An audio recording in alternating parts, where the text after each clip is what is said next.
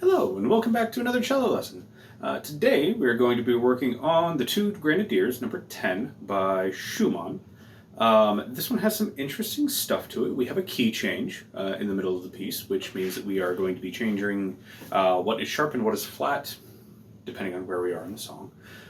We've got a lot of dynamic contrast, and we've got a lot of interesting things coming up. We've also got a lot of hooked bowings. And we've also got some circle bows, which are going to be interesting. We have a caesura in there, which will be fun. But yeah, so overall, really fun piece. It's got some really notable characteristics to it that will be that should be familiar, especially if you ever watched like Looney Tunes or Tom and Jerry or that kind of stuff.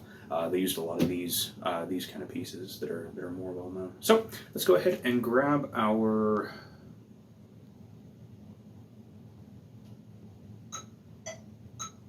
okay.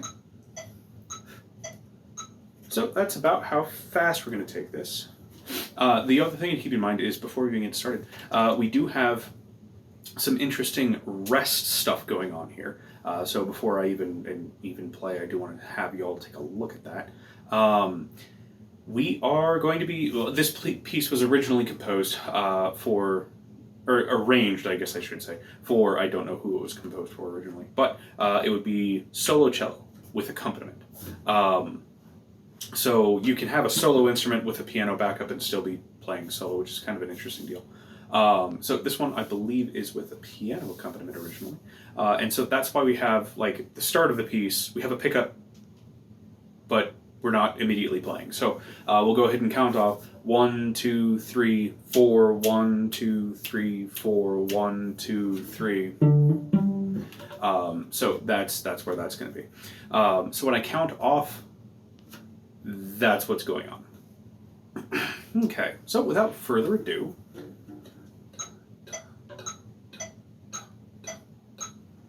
1, 2, 3.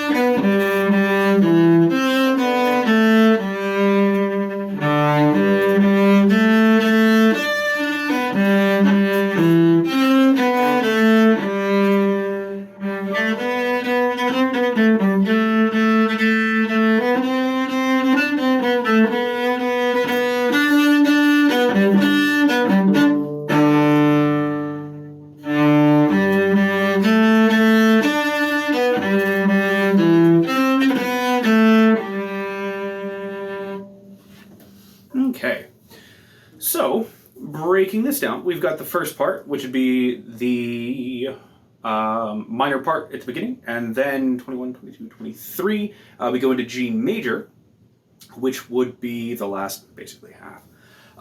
So let's go ahead and take a look at 1, 2.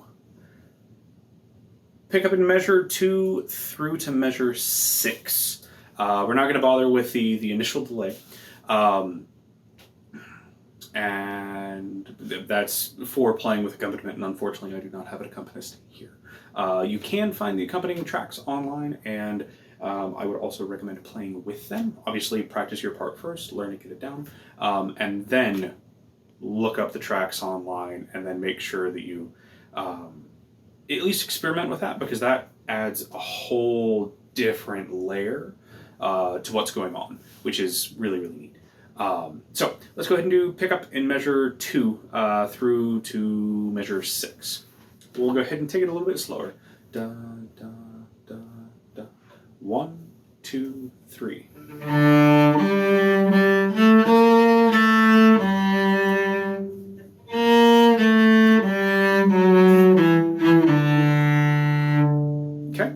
So with that, we do have a low 1 on the A string, and then we have a D, E, F, F sharp, and a E natural on the D string. So again, that'll be low 1 on the A, 3 on the D, regular 1 on the D. Let's try that one more time.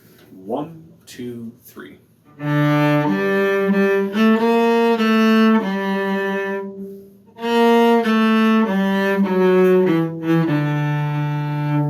And with that slur in measure 5, technically I believe that's called a hook, because you're playing the same note over on the same bow in the same direction. You're not actually changing notes. So this would be a hook, would be a slur. So you can have slurs that are hooks, but you can't have hooks that are slurs, if I'm remembering correctly. Fingering is definitely very important. Also, the silence in this piece is definitely a thing. I have a tendency to let those half notes ring a little bit too long when there was supposed to be a space in between the two chunks. So let's go ahead and do that one more time, focusing on making sure that you have the correct fingerings. It will be B flat, F sharp, and E natural. I cannot remember what minor key that is off the top of my head. I believe it's related to G. So yeah, let's go ahead and do measure 2 through measure 6, focusing on correct fingerings with the altered notes due to the key signature and the accidentals, and then also the space in measure 2, 3, 4, the space in measure 4. So 1, 2, 3.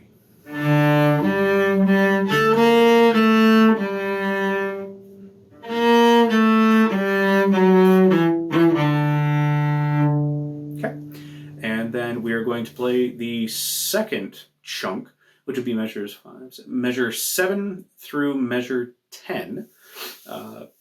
Same as the first, little bit different. It'll be the same intro,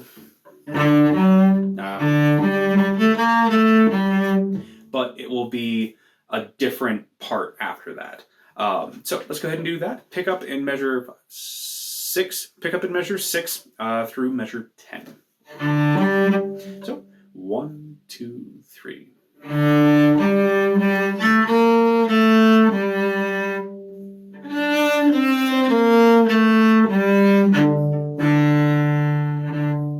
So that in measure 10, those first two notes are not a hook. It is not. It is. You quite literally can make a small circle with your bow. It's a stylistic choice, especially with the written in fingerings being as they are. It is supposed to break those two note durations apart, make you reiterate them, and make them a big deal. So let's go ahead and do that one more time, probably 2 more times, just to get a feel for it. And then also pay attention to dynamics, your crescendos, decrescendos, all that fun stuff. So pick up in 6th through measure 10. 1, 2, 3.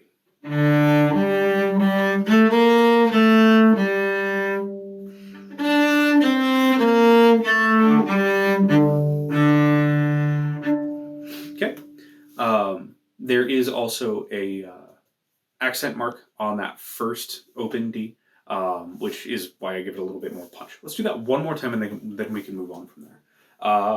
Yeah, same place. 1, 2, 3.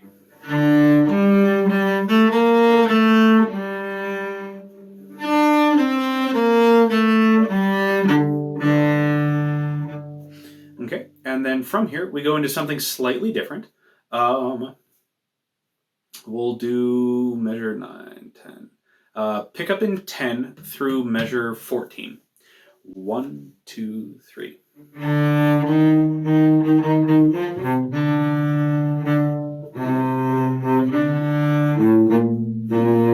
Okay, so we have another hooked bow in measure 14.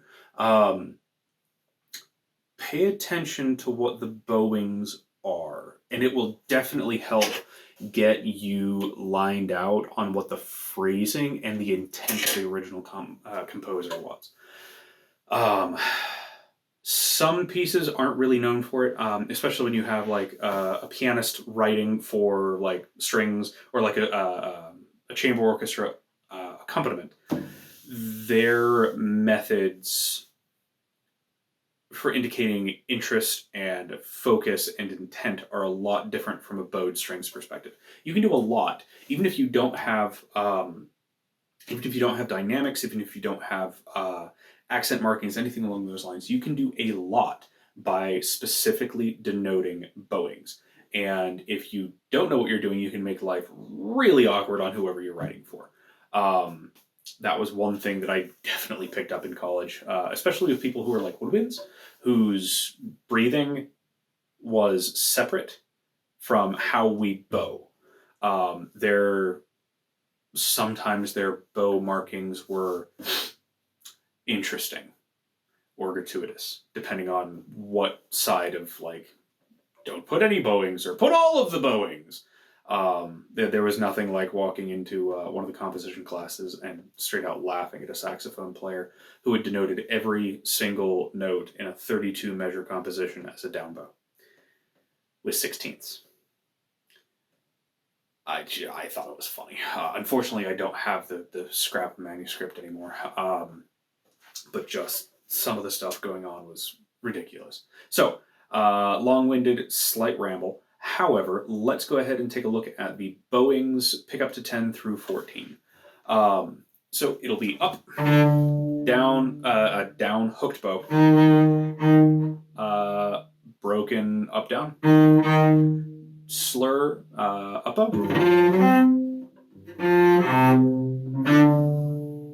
Well, yeah.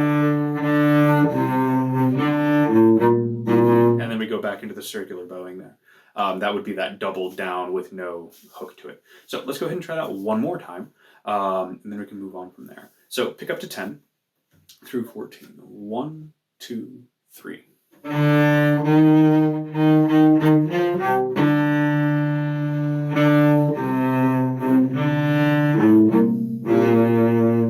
Okay, and then moving on from here, we've got something slightly different.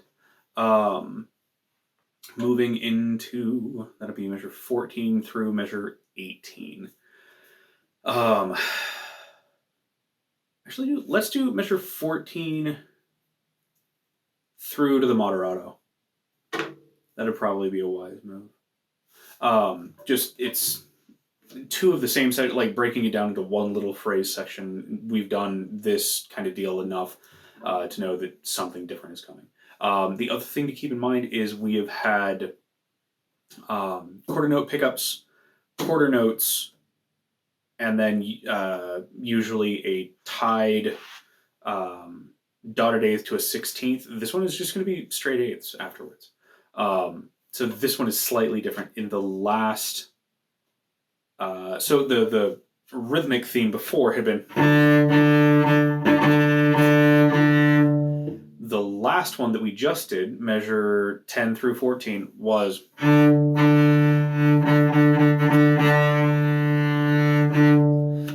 This one is going to be slightly different yet again with.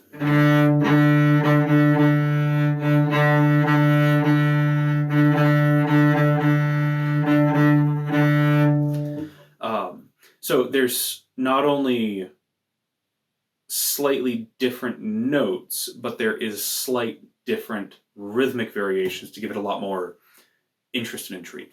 So let's go ahead and take that 14 through to the moderato. Pick up in 14 through to the moderato.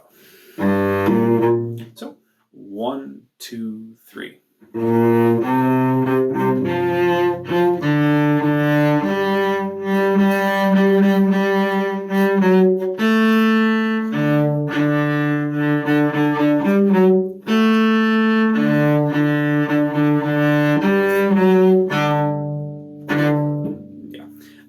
So let's do that one more time. You can see how they're using different rhythms to build interest and keep the audience engaged. Other thing to watch out for is bowings, because when you get backwards, the slight resolution of each individual phrase, or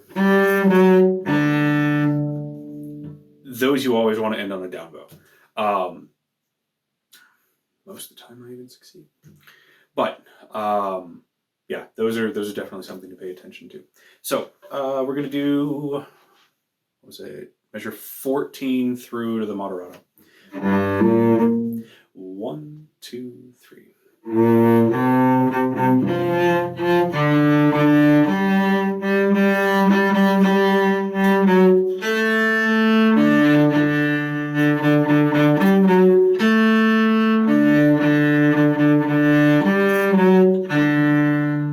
Okay, now we have a key change. We are jumping straight smack dab into the middle of G major. So we are no longer in a minor key. Fs are sharp. Everything else is normally as it's played. Let's do moderato to 26. We'll pick up to moderato to 26. And here we're going to be getting significantly louder. We're going to be getting up to fortissimo. So, yeah, let's go ahead and give it a shot. 1, 2, 3.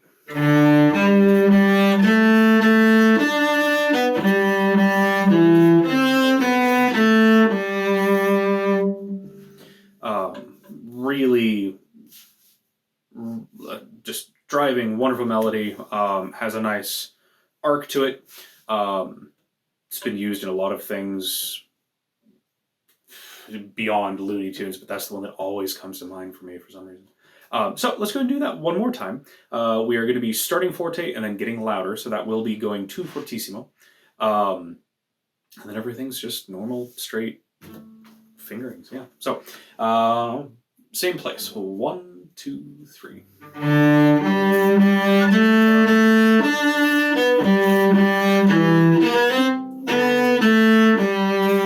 Apologies, I missed my fingerboard, which is definitely an impressive one.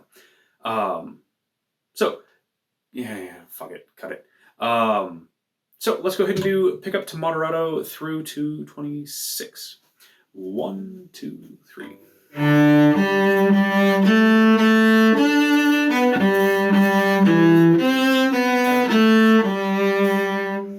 Okay. Next section is going to be basically the same. Actually, no, it is going to be exactly the same. Let's go ahead and do 26 through measure 30. 1, 2, 3.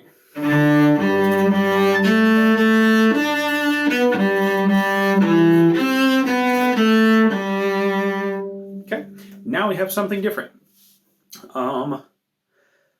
This one is going to be kind of interesting. The rhythm gets a little tight. It's a lot of the same notes in the same area, and there's a lot of black on the page, and it can be kind of overwhelming. Just take a second, look at it, break it down, do what you need. We're going to go ahead and play measures 30 through measure 36. Because in 36 we have a circle bow with a caesura, which is stopping, making all noise, to reset, go forward. So let's go ahead and give that a shot. 1, 2, 3.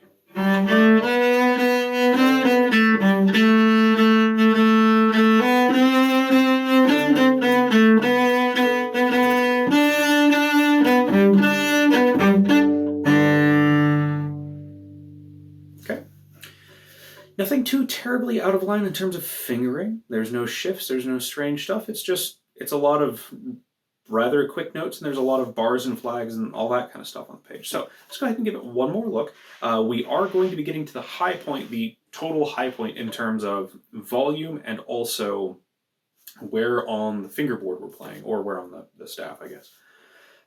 So this is going to be basically the peak of the piece. This does need to be fortissimo. Really, really loud out there. Not necessarily aggressive and crunchy, but it definitely has, I mean, especially being Schumann, has those very,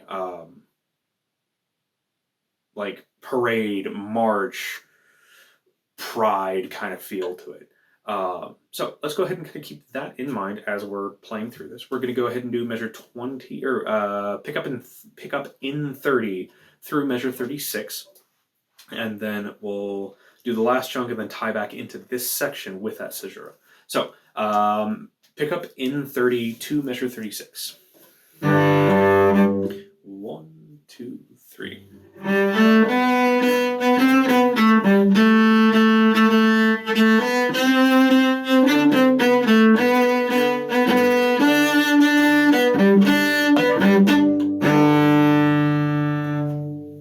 Okay.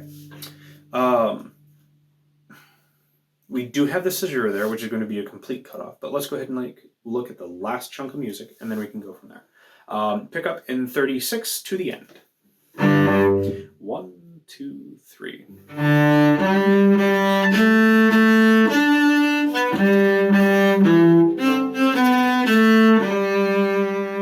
Okay, so we have the same first idea in the moderato section coming right back full circle. Let's do that one more time. Literally the only thing that has changed is the C natural in the second to last measure, instead of being a half note, is a dotted eighth and a 16th. So let's go ahead and do that one more time. 1, 2, 3.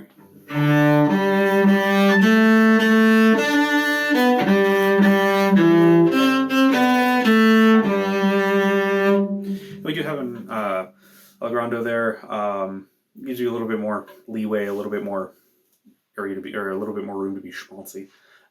So let's go ahead and do 30 to the end. Now, when we get to that circle bow in measure 36, we're going to be playing the circle bow,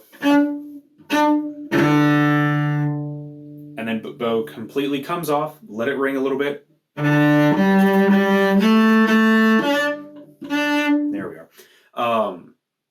So caesura is, fun fact, the caesura is where the pause button, like on TV remotes and that kind of stuff, or video players or whatever, that is where that two vertical bars comes from. Originally they were slanted a little bit, but it denotes a full stoppage of making any noise actively.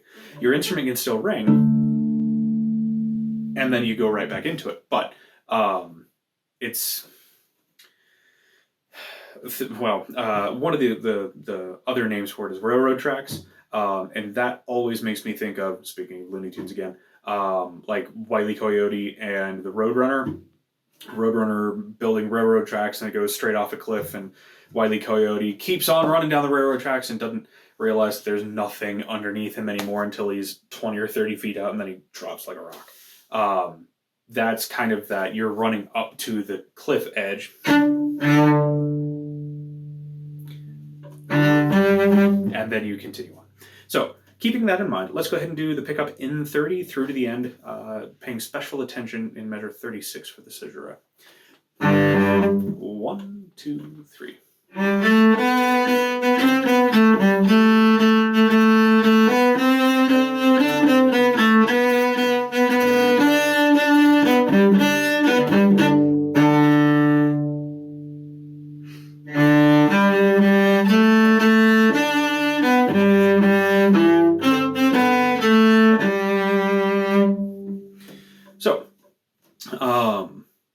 With that, you'll notice I have a lot of head movements and a lot of kind of like headbanging.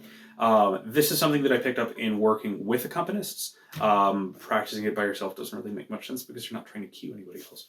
But it is something to pick up when you're going to continue.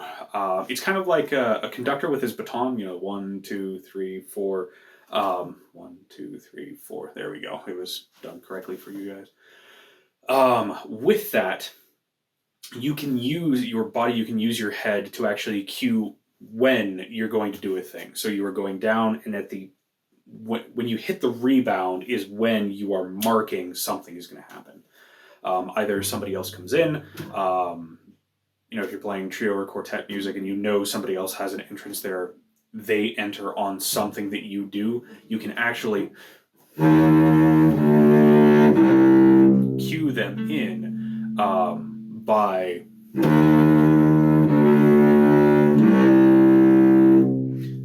doing that kind of thing. Anyway, probably getting a little bit too advanced there, but something to keep in mind. Let's do that one more time. And then we can put everything together by chunks and then work on it all together. So pick up in 30 to the end. 1, 2, 3.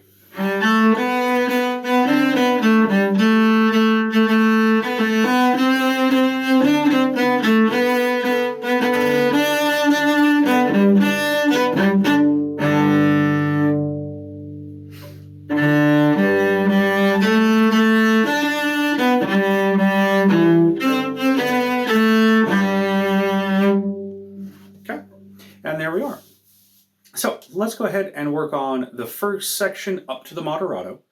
Keep in mind, we are shifting back to the minor. So actually, now that I think about it, since the second section's in G major, it should, I'm guessing it's probably G minor. Sometimes thinking is painful. Anyway, let's go ahead and work the first section to the moderato. And we can start wrapping all of this,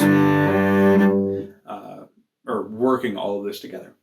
So keep in mind, you're going to have low ones, F sharps, E natural, well, you're going to have low ones on the A and the D, and then everything else is going to be accidental, so definitely pay attention.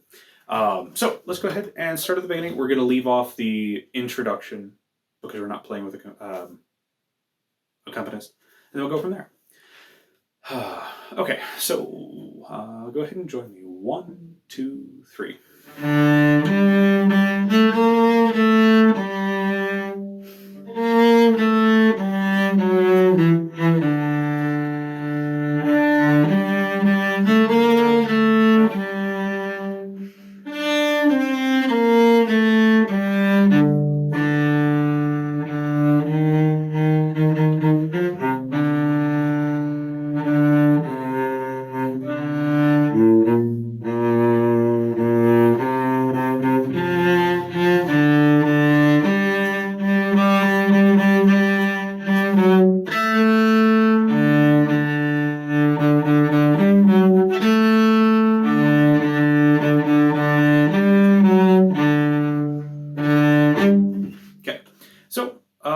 Let's go ahead and do that one more time. Pay attention to your dynamics and then kind of go from there. In this case, we're working in the mezzo forte to mezzo piano kind of range. Mezzo forte to piano.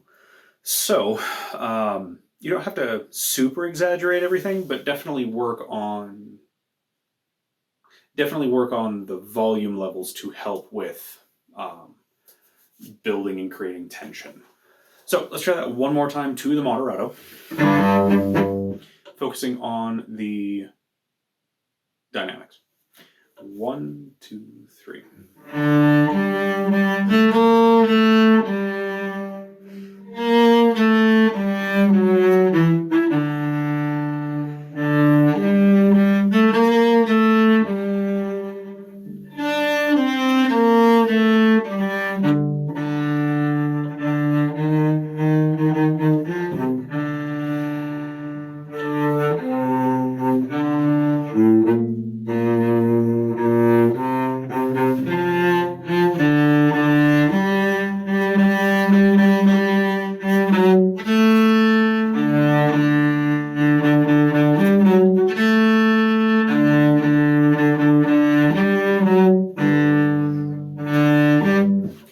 So let's go ahead and work on moderato to the end.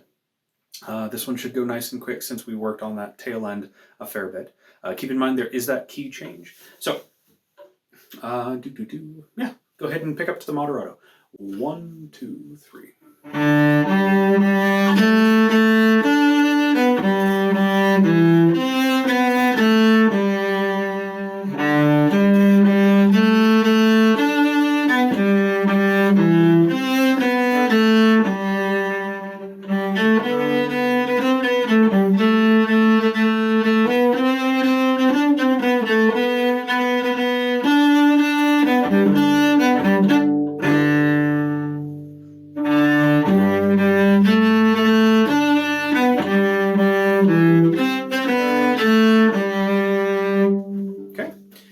Let's go ahead and tie everything together.